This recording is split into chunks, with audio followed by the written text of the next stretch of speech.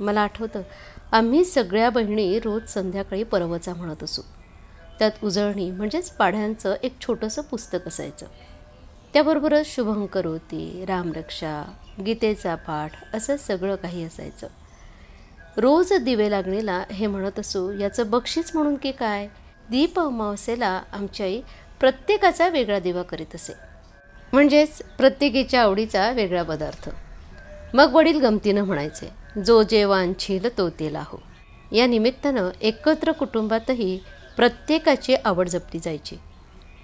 असं घरातलं वातावरण निर्माण करणारी, आपलं जीवन प्रकाशमय होऊ द्या असा आदर्श निर्माण करणारी ही दर्श अमावस्या.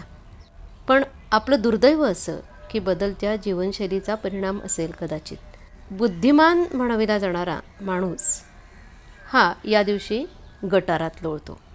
नंतर काही महिने मांसाहार करायला मिळणार नाही म्हणून त्यावर यथेच्छ ताव मारतो. अमृताचे घोट घ्यावेत तसे दारूचे घोट रिचवतो. आरोग्य सांभाळायच्या ऐवजी आरोग्य बिघडवून घेतो.